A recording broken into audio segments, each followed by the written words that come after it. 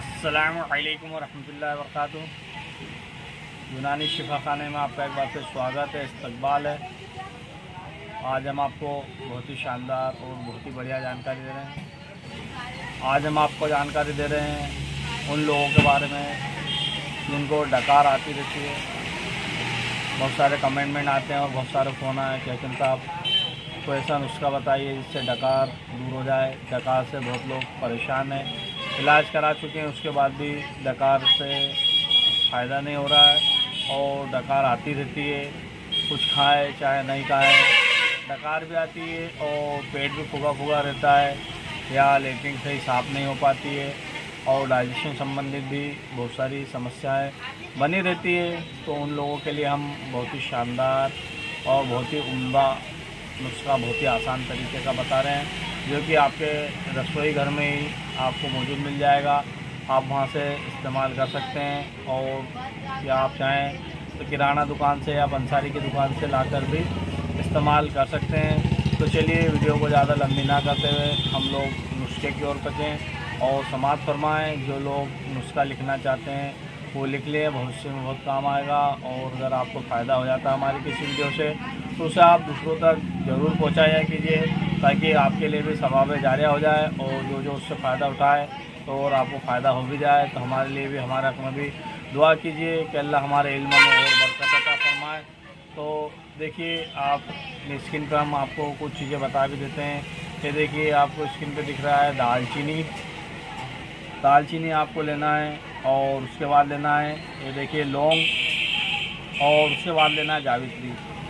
یہ تین آئٹم آپ برابر ماترا میں لے لیجئے، یعنی کہ اگر آپ 10 گرام لیں یا 20 گرام لیں تو 10 گرام لونگ، 10 گرام جاوتری اور 10 گرام دال چینی لے لیں اور ان کو باریک کوٹ پیس لیں اور ان کا آدھا چمچ صبح دوپہر شام استعمال کریں تو آپ کو لگے گا کچھ ہی دنوں میں آپ کی ڈکار کی سمسیا ختم ہو جائے گی۔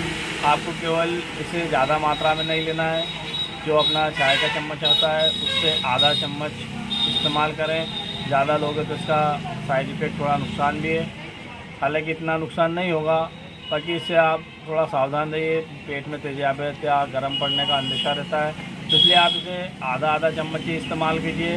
اگر آپ کو یہ اس سے فائدہ ہو جاتا ہے تو ٹھیک ہے، یا تو پھر ہم ایک آپ کو اور نسخہ بتا دیتے ہیں، وہ بھی آپ استعمال کر سکتے ہیں۔ دونوں میں سے ایک نسخہ آپ کوئی بھی استعمال کیجیے۔ تو ہم نے آپ کو پہلا نسخہ بتایا تھا، اب دوسرا نسخہ دیکھیے ہم آپ کو اسکرین پہ بتا دیتے ہیں۔ تیز پتہ، تیز پان بھی بولتے ہیں، یہ آپ کو اسکرین پہ دکھائی دے رہا ہے تیز پان۔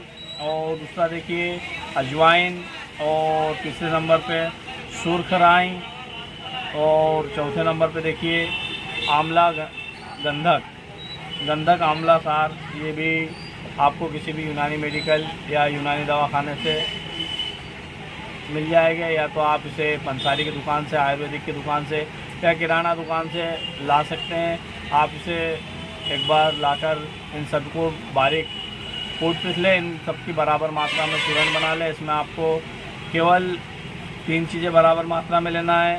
3 چیزیں کون سی؟ یہ دیکھیے آپ تیز پان اور اجوائن اور سرخ رائی، یہ آپ تینوں آئٹم برابر ماترا میں لے لیجئے۔ یعنی کہ آپ اگر یہ 40 گرام لیتے ہیں تو 120 گرام آپ کو گندھک آملہ لینا ہے۔